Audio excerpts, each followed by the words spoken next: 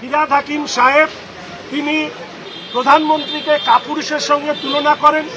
ওনাদের আরেকজন বিধায়ক তিনি বলেন যে নরেন্দ্রনাথ চক্রবর্তী তিনি বলেন যে পাকিস্তানের সাথে সেটিং করে কাশ্মীরের ঘটনা ঘটেছে। আরেকজন বিধায়ক বলেন উদয়ন বাবু তিনি বলেন যে সিঁদুর বেচা হচ্ছে। এই বিষয় নিয়ে মাননীয় বিরোধী দলনেতা যখন কথা বলতে চান তখন বলেন বাইরে কি কি বলেছে সেটা আমরা এই সদনে আলোচনার বিষয়বস্তু করতে দেব না।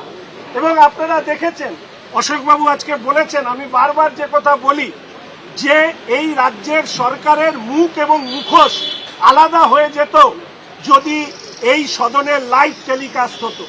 গতকাল মাননীয় বিরোধী দলনেতা তিনি যা বলেছেন আজকে আমরা আপনাদের সামনে আবার বলছি, উনি যা বাইরে দাঁড়িয়ে বলেছেন যা বলেছেন ঠিক বলেছেন।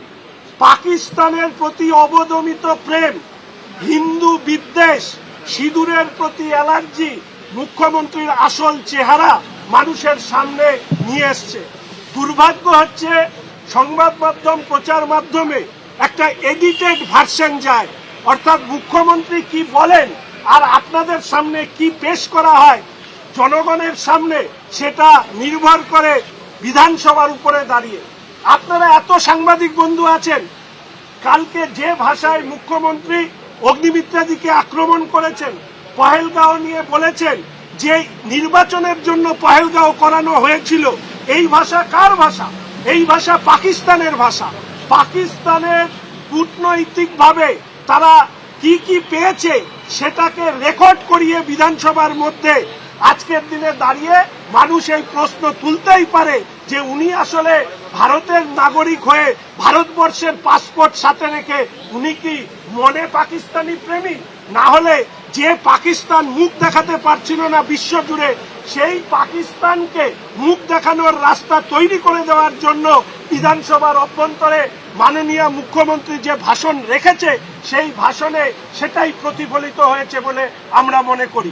এবং এর পাশে আপনারা যারা সাংবাদিক বন্ধুরা খবর করেন, আপনারা তো শুনেছেন যে বিধায়করা বাইরে কি বলেছে তাই নিয়ে ভেতরে আলোচনা হবে না। তাহলে শুভেন্দুবাবু শুভেন্দুদা বাইরে কি বলেছে সেই নিয়ে কি করে প্রিভিলেজ মোশন আনা যায়?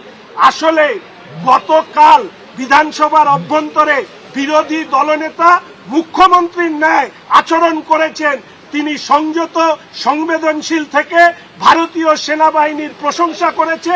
শুধু দুটো কথা বলেছিলেন যে এই প্রস্তাবে টার্গেট কিলিং শব্দটা যুক্ত করা হোক। এরা লিখেছে এলোপাথারি গুলি। আরে এলোপাথারি গুলি যদি হয় তাহলে বেছে বেছে হিন্দুরাই শুধু মরল কেন? এলোপাথারি গুলিটা বসানো হয়েছে এই যে যেখানে একটি বিশেষ সম্প্রদায়কে বার্তা দেওয়ার জন্য।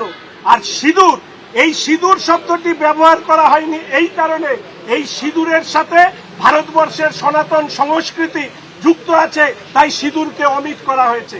আপনাদেরকে স্মরণ করিয়ে দিই যে যাদেরকে মারা হয়েছে একজন মহিলা এই কথা বলেছেন যে সিঁদুর দেখে তারপরে তিনি যখন বলছে আমাকেও গুলি করে মেরে ফেলো, তখন সেই মহিলা বলেছেন যে তোকে মারবো না, যা মোদিকে গিয়ে বলে আয়।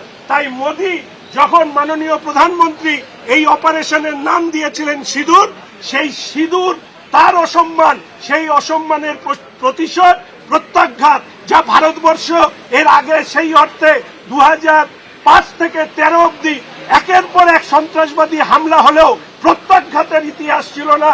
আর সেই প্রত্যাঘাত যখন মাননীয় প্রধানমন্ত্রী নেতৃত্বে ভারতীয় সেনাবাহিনী করেছে, এই সাফল্যকে মেনে নিতে পশ্চিমবঙ্গের মুখ্যমন্ত্রীর কষ্ট হচ্ছিল। ফলে সেই কষ্ট লাঘব করবার জন্য তিনি একটি প্রস্তাব এনে সেই প্রস্তাব দিয়ে প্রস্তাবের সেনাবাহিনীকে ধন্যবাদ জানানোর নাম করে তিনি ভারতবর্ষের দেশবাসীকে অপমান করেছেন।